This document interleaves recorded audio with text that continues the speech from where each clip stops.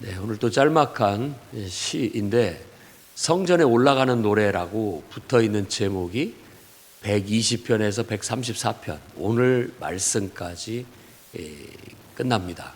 그러니까 성전에 올라가는 노래의 마지막 시라고 할 수 있겠죠. 보통 마지막은 항상 송영으로 끝납니다.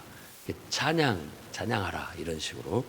그런데 이제 뒤에 35, 36, 37, 136, 137까지 이 세 개의 시편이 이 성전에 올라가는 노래하고 유사한, 그래서 내용이 나온다고 해서 부록 뭐 이렇게 보통 해석을 하고는 있습니다. 성전에 올라가는 노래, 따지고 보면 성전이라는 말은 안 나와요. 그냥 올라가는 노래 이렇게 하고 있거든요. 그래서 보통 하나님을 사랑해서 또 성전을 사랑해서 사모해서 예배를 너무나 사랑해서 그 예배를 향해서 나아가는 그 심경, 또 성전을 향한 심경, 그 모임 자체를 향한 심경, 그래서 그 모임에 가서 하나님의 은혜를 기대하고 소망하고 그 은혜에 기뻐하는 어떤 그 축복에 감사하고 기뻐하는 그런 내용들로 돼 있어서 특히나 더 은혜스러운 그런 시편들이 아니었나 이런 생각이 듭니다. 오늘도 이제 짤막한 말씀이지만 보라, 밤에 여호와의 성전에 서 있는 여호와의 모든 종들아 여호와를 송축하라 라고 그렇게 얘기합니다. 일단 우리가 여기서 보라라는 말은 이제 주의를 집중시키기 위한 그런 감탄사죠. 그리고 밤이라는 말이 나와요. 밤에 여호와의 성전에 서 있는 여호와의 종들, 그러니까 하나님의 예배당에서 밤에 주님을 예배하는 어떤 사람들에 대한 모습이죠. 그래서 뭐 이런 표현들이 많이 성경에 나와 있지 않지만 이렇게 밤에 하나님을 예배하는 게 특별한 은혜가 있다는 걸 알 수 있습니다. 그래서 특히 이제 해 떨어지고 밤늦게까지 이렇게 하나님을 예배하는 것은 우리에게 어떤 느낌을 주냐면 그만큼 하나님 앞에 충성스럽다 이런 의미를 가져요. 근데 이게 배경적으로 보면 아마 초막절 같은 때 이제 밤에 빛의 행사 이런 것들을 하기 때문에 밤늦게까지 예배 드리는 경우가 그렇게 흔치는 않지만 우리도 뭐 부흥회를 한다든지 이랬을 땐 특별히 막 밤늦게까지 또 철야 예배를 한다든지 이랬을 땐 밤늦게까지 하나님을 찬양하고 기도하고 예배하고 하면서 성전에서 떠나지 않고 이렇게 했을 때 아주 뭐 특별한 은혜가 있죠. 수련회 같은 데 가서 뭐 이렇게 특별한 은혜를 받는 그런 모습, 그 예배의 은혜로움을 한번 떠올려 보시기 바랍니다. 그래서 우리의 드려지는 밤 예배도 새벽 예배 못지않게 하나님의 은혜가 있고 기쁨이 있고 감격이 있어서 계속 찬양하고 싶고 계속 기도하고 싶고 계속 하나님 말씀을 듣고 싶은 그런 간절한 그런 사모함이, 그런 은혜가 있기를 바랍니다. 그래야죠. 모든 예배가 그런 은혜가 있고 기쁨이 있고 더 기도하고 싶고 더 찬양하고 싶고 더 말씀을 듣고 싶고 왠지 성전을 떠나고 싶지 않은 그런 은혜로운 마음, 그걸 느끼게 해주는 대목이라고 할 수 있겠습니다. 그래서 성전에 서 있는 여호와의 종들을 비단 그냥 레위인들 혹은 제사장들 이런 사람들로만 생각지 않고 평상시 때는 집회가 없을 때 예배가 없을 때는 이 레위인들 제사장들이 성전에 불을 밝히고 그러니까 해가 떨어지면서부터 그 다음날 새벽까지 그 불을 지키는 역할을 해요. 그러니까 하나님의 임재가, 하나님의 빛이, 하나님의 임재가 항상 살아 있어야 된다라는 그런 책임감으로 성전을 지키는 일을 했던 것이죠.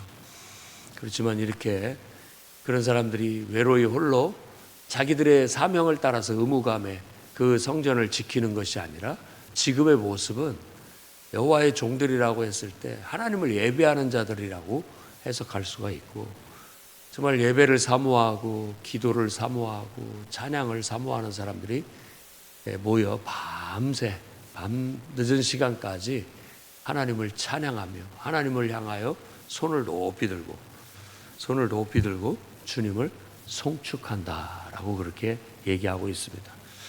여기서 이제 또 생각해야 할 것이, 묵상해야 할 단어가 송축이에요. 보통 우리가 할렐루야, 하나님을 찬양하라, 찬양이라는 말을 많이 씁니다. 근데 찬양이라는 말은 그 원래 뜻이 칭찬이라는 뜻이 칭찬.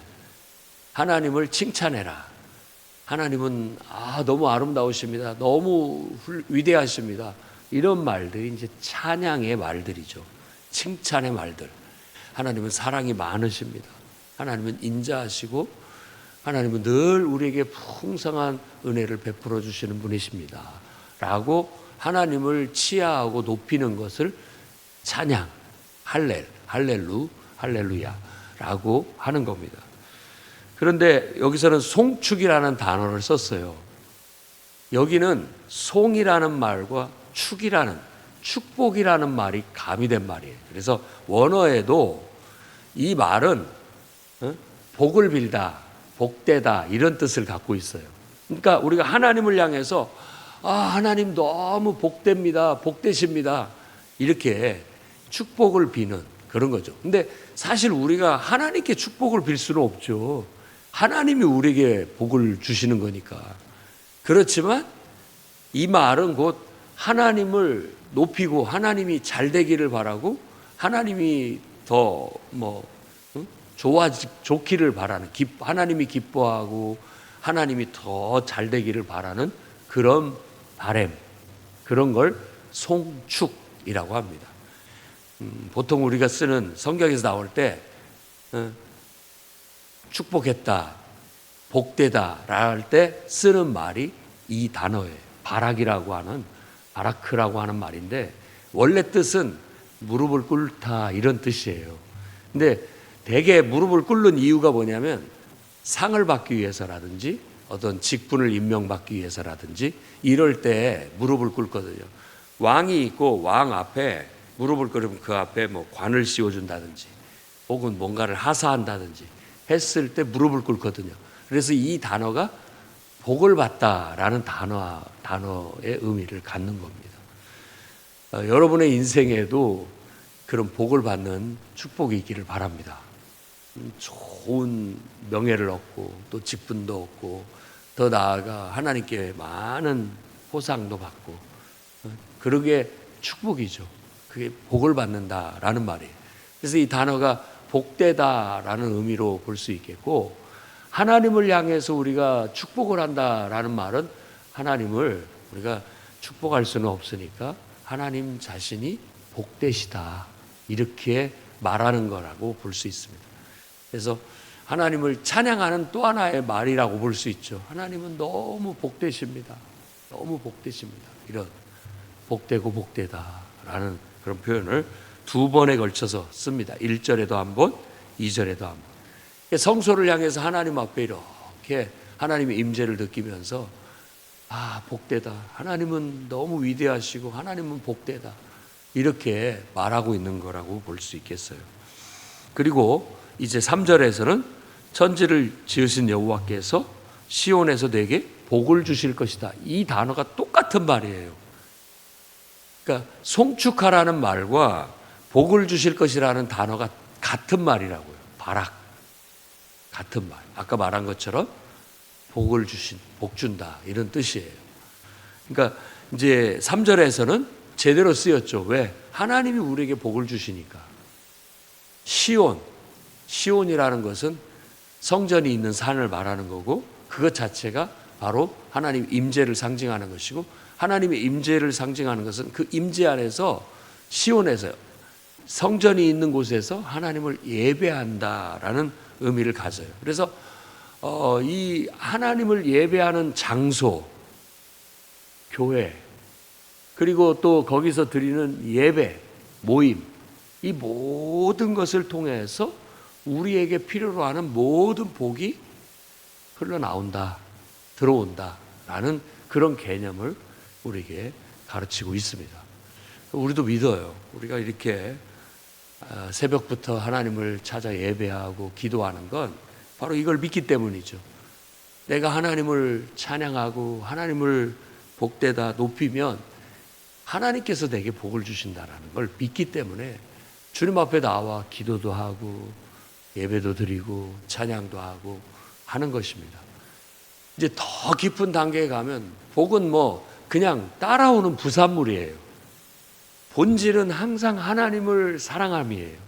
하나님을 너무 사모하고 예배를 사모하고, 그러니까는 예배당이 그립고 사모하게 되고 이런 마음이 나오게 되고, 단지 우리는 그냥 하나님을 귀하게 여기고 복되게 여기고 하나님을 가까이 했을 뿐인데, 하나님은 우리에게 축복이라는 어떤 그런 선물을 주신다라는 겁니다. 그래서 건강하고 또 하는 일이 잘 되고 또 모든 일들이 은총 아래서 형통하는 그런 역사가 일어나게 되는 것이죠. 이제 우리 입장에서 보면 건강하고 잘 되고 형통하는 게 복이죠. 막힘이 없이. 그런데 이제 더 깊은 신앙으로 나아가게 된다면, 나를 통해서 하나님이 역사하심으로 하나님의 뜻을 이루시는구나. 그래서 하나님께 영광을 돌리는 거예요. 우리 인생이라는 게 그런 겁니다. 내가 영광을 얻으면 하나님이 영광을 얻으시는 거예요.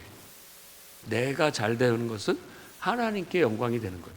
때로는 내가 수치를 당하고 내가 잘 안 되는 것도 그것을 통해서 또 하나님의 영광을 얻을 수 있고 하나님의 뜻이 나타나고 하나님의 계획을 세우는 일환이라면 그거마저도 주께 영광.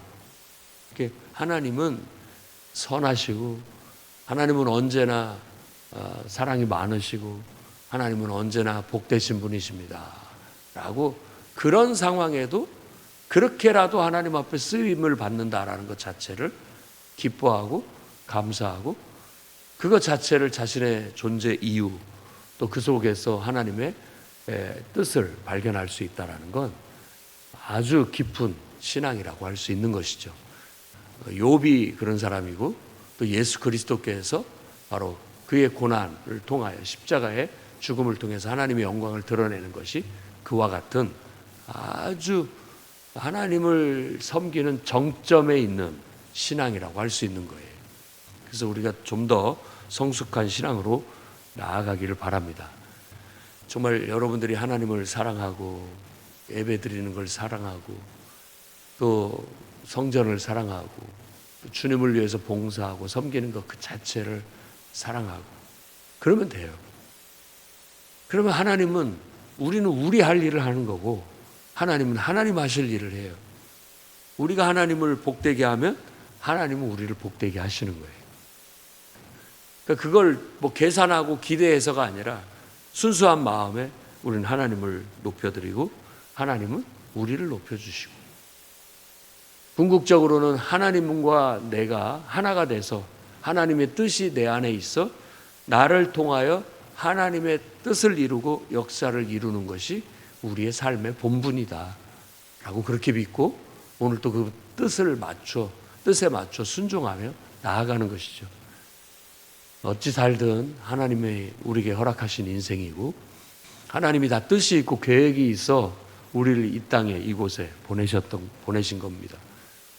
언제나 주님 내 뜻대로 하지 마시고 아버지 뜻을 이루십시오. 나는 주님의 종이고 언제든지 주님 말씀하시면 저는 주님 뜻대로 행하겠습니다.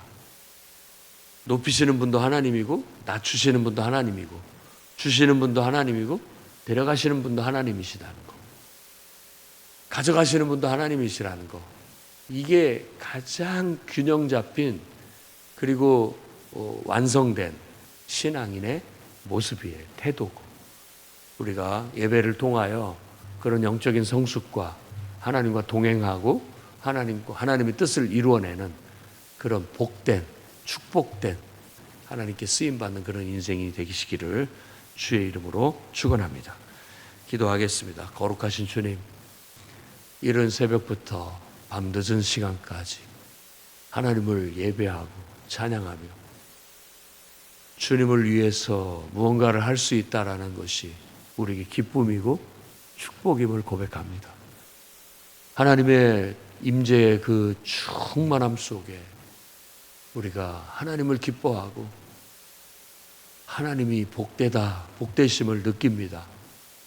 주님을 송축하며 예배하며 나아갈 때 하나님께서 또한 우리에게 긍휼과 자비를 베푸사 한없는 은혜와 복을 내려주시니 이 어찌 큰 은혜가 아닐 수 있겠습니까? 그 은총 속에 우리가 건강하고 범사가 잘 되고 형통하는 복을 누리며 하나님께 쓰임받다 우리 사명 다하는 날 주님 품 안에 안식을 얻게 주시옵소서. 오늘 하루도 주님께 의탁하며 예수님 이름으로 기도드립니다.